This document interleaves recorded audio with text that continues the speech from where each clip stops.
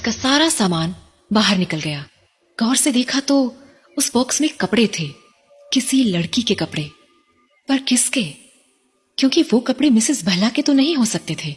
मैं उन कपड़ों को देख ही रही थी कि तभी मुझे एक म्यूजिक बॉक्स दिखा, तो मैंने उसे उठाया और खोल दिया। बॉक्स के खुलते ही उसमें से एक ट्यून बजने लगी। मैं उसे ध्यान से सुन ही रही थी कि तभी धपा। देव! ओह! आप तो डर गए। हाँ। उसके बाद देव बाहर चला गया और उसके पीछे पीछे मैं भी स्टोर रूम से बाहर निकल गई। देव कभी तो बच्चों जैसी हरकतें करता था, पर कभी कभी वो बहुत ही अजीब हरकतें करता था। एक शाम भी कुछ ऐसा ही हुआ।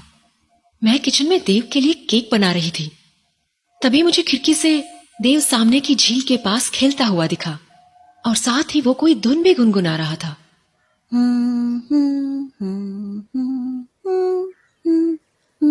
गौर से सुनने पर समझ आया कि ये वही धुन थी जो मैंने उस म्यूजिक बॉक्स में सुनी थी। तभी मुझे ऐसा लगा मानो झील के दूसरी ओर से भी कोई वही धुन गुनगुना रहा हो।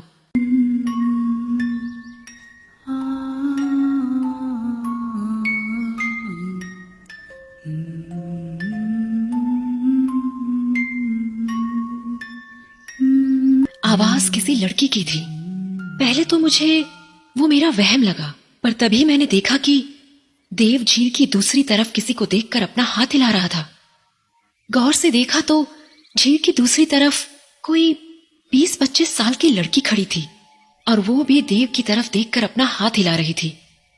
पर फिर अचानक वो वहां से गायब हो गई, मानो वहां कोई था ही नहीं। मेरा दिल जोरों से धड़कने लगा तो मैं भागी भागी देव के पास गई। देव!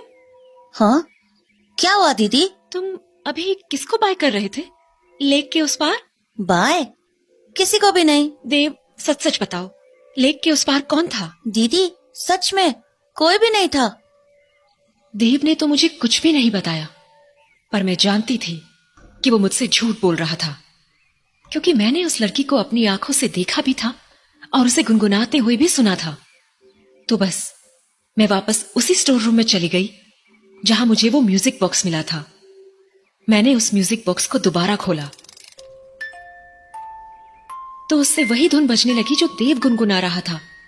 इससे ये तो साबित हो चुका था कि उस शाम मुझे कोई वहम नहीं हुआ था और देव सचमुच झूठ बोल रहा था। पर तभी मैंने देखा कि म्यूजिक बॉक्स के साइड में एक नॉब था। मैंने जैसे ही